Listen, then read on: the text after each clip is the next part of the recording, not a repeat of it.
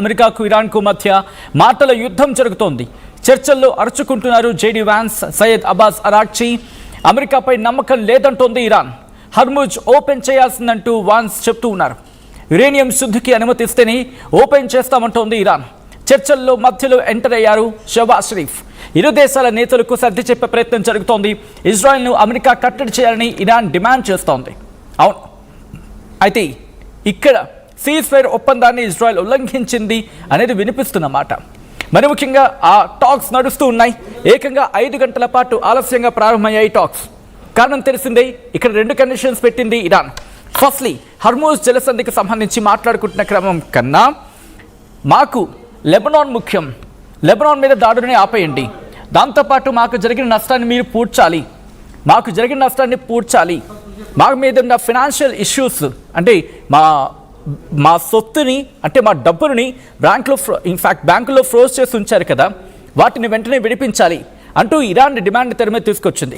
ఇప్పుడు ఈ నేపథ్యంలోనే ఈ రెండింటికి సంబంధించి మాట్లాడుకుంటున్న క్రమంలో ఒకరిని ఒకరు ఎదురుపడిన తర్వాత ఒకరి మీద ఒకరు మాటల దాడికి దిగినట్టుగా తెలుస్తోంది, అరుచుకున్నట్టుగా తెలుస్తోంది. ఇద్దరి మధ్య తీవ్రమైన డిస్కషన్ కూడా నడిచింది. ఈ నేపథ్యంలోనే ఆ డిస్కషన్స్ కొలిక్కి రాలేదు. ఇంతలో షహబాజ్ షరీఫ్ ఎంటర్ అయ్యారు అక్కడికి. షహబాజ్ షరీఫ్ ఎంటర్ అయిన తర్వాత లాభం లేదు, ఇక వీళ్ళిద్దరూ ఒక దగ్గర ఉంటే ఇలా తిట్టుకుంటారు, బహుశా అది దాడో వరకు వెళ్ళిపోతుందని చెప్పి అప్పుడు పాకిస్తాన్ కలుగు చేసుకుందని చెప్పి వినిపిస్తున్నమాట. వెంటనే అక్కడి నుంచి కలుగు చేసుకున్న పాకిస్తాన్ ఇద్దరిని కూడా సర్ది చెప్పే ప్రయత్నం చేసింది. డైరెక్ట్ టాక్స్ కాకుండా ఇండైరెక్ట్ టాక్స్కి ఇటు పాకిస్తాన్ పూనుకుంది. ఒకవేళ వీళ్ళిద్దరూ ఇలా దగ్గరగా ఉంటే ఇంకా మాటల యుద్ధం పెరుగుతుంది, శాంతి చర్చలు కాస్త అశాంతికి దారితీసే అవకాశం ఉందని చెప్పి పాకిస్తాన్ భావించినప్పుడు వెంటనే షహబాజ్ షరీఫ్ ఎందుకు లేటుగా ఎంటర్ అయ్యాడో తెలీదు.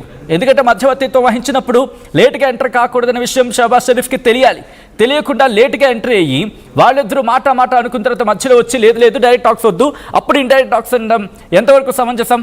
ఇది పాకిస్తాన్ బహుశా ఆలోచించుకోవాలి. మాట్లాడితే పీకేస్తా పొడి చేస్తా అని మాట్లాడే ఆసిమ్ మునీర్ ఏమైపోయాడు? ఈరోజు టాక్స్లో కీలకంగా మధ్యవర్తిత్వంగా ఉంటున్న సందర్భం కదా.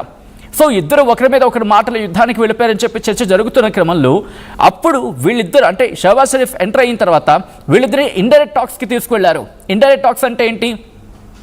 ఇప్పుడు నేను ఒక గదిలో ఉంటాను, అంటే పాకిస్తాన్కి సంబంధించి ఒక గదిలో ఉంటుంది, అమెరికా ఒక గదిలో ఉంటుంది, ఇరాన్ ఒక గదిలో ఉంటుంది. ఫర్ సపోజ్ నేను జస్ట్ నార్మల్గా చూపించే ప్రయత్నం చేస్తున్నాను. ఇప్పుడు అమెరికా ఇక్కడ ఉందనుకుందాం, అండ్ పాకిస్తాన్ ఇక్కడ ఉంటుంది, ఇరాన్ ఎక్కడ ఉంటుంది. అంటే ఇక్కడ మీడియేటర్గా కాకుండా జస్ట్ మెసెంజర్లా, అంటే ఒక టెక్స్ట్, ఒక విధంగా చెప్పాలంటే ఇరాన్ చెప్పేది అమెరికాకు చెప్పాలంటే పాకిస్తాన్ వేరే నుంచి ఇన్ఫర్మేషన్ తీసుకొని ఇక్కడ డిస్కషన్ చేసుకుంటే పెద్దల పంచాయతీలాగా ఆ పాయింట్స్ని ప్యూరిఫికేషన్ చేసుకోవడం, లేకపోతే వాటిని కొలిక్కి తీసుకొచ్చే ప్రయత్నం చేయడం. ఆ ఇన్ఫర్మేషన్ని ఇటు అమెరికాకు చేరవేస్తుంది. అమెరికా వాటిని వాళ్ళ డెలిగేషన్ మాట్లాడుకుంటుంది. ఆ పాయింట్స్ని ఒక దాదాపు 10 పాయింట్లు 15 పాయింట్లు వాటిని మళ్ళీ పాకిస్తాన్కి చెబుతుంది.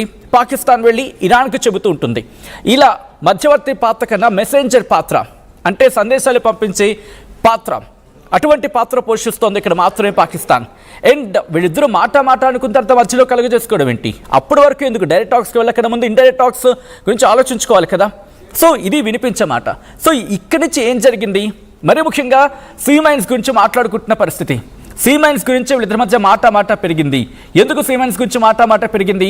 ఏకంగా 6000 సీ మైన్స్ని ఇటు ఇరాన్ హార్మోన్ స్ట్రైట్ దగ్గర ఏర్పరిచిందని చెప్పి, మరి అక్కడ ఏర్పాటు చేస్తే ఎందుకు ఇష్యూ మాట్లాడుకునే ప్రయత్నం చేద్దాం.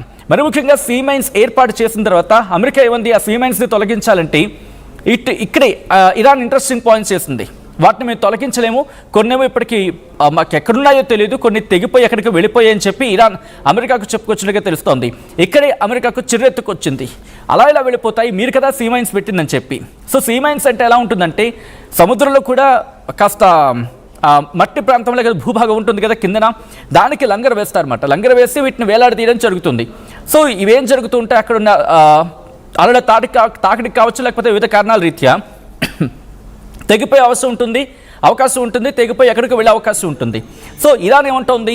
ఇలా వివిధ కారణాల రీత్యా కొన్ని సీ మైన్స్ అక్కడ తెగి వేరే చోటుకు వెళ్ళిపోయి ఉండొచ్చు అని చెప్పి ఏం చెప్పింది? ఇక్కడ తలార్ అనే ప్రాంతం ఉంటుంది, ఆ ప్రాంతాన్ని వైపు నుంచి మీరు వెళ్ళండి అనేది ఇక్కడ సజెస్ట్ చేసింది. సో స్ట్రైట్ ఆఫ్ హార్మూజ్ నుంచి కాకుండా తలార్, అంటే స్ట్రైట్ ఆఫ్ హార్మూజ్కి సంబంధించి వెళుతూ ఉండొచ్చు, బట్ సేఫెస్ట్ లొకేషన్గా మాట్లాడుకుంటే తలార్ అనే ప్రాంతం ఉంది, అక్కడికి రండి, అక్కడి నుంచి మీరు వెళ్ళండి అని చెప్పి. మరి అక్కడైనా కూడా సీమెన్స్ లేకుండా ఉంటాయా? ఎందుకంటే కొట్టుకు వెళ్ళిపోయాయని చెప్తోంది కదా. సో ఇక్కడ వినిపించే మాట ఏంటి? సీమెన్స్ పెట్టారు, ఓకే, వాటిని తొలగించడం ఆ పరిస్థితి ఇరాన్ దగ్గర ఉండాలి కదా. అయితే ఇరాన్ ఏముంటుంది, మా దగ్గర అటువంటి టెక్నాలజీ లేదు, వాటిని మేము తీయలేమని చెప్పి ఇరాన్ చెబుతూ ఉంది. ఇక్కడే అమెరికాకు చిరెత్తుకు వచ్చింది. మీరు అలా ఎలా చెప్తారు, పెట్టింది మీరే, తీయాల్సింది మీరే కదా అని చెప్పి ఇరాన్ చెబితే అమెరికాకు కోపం వచ్చింది.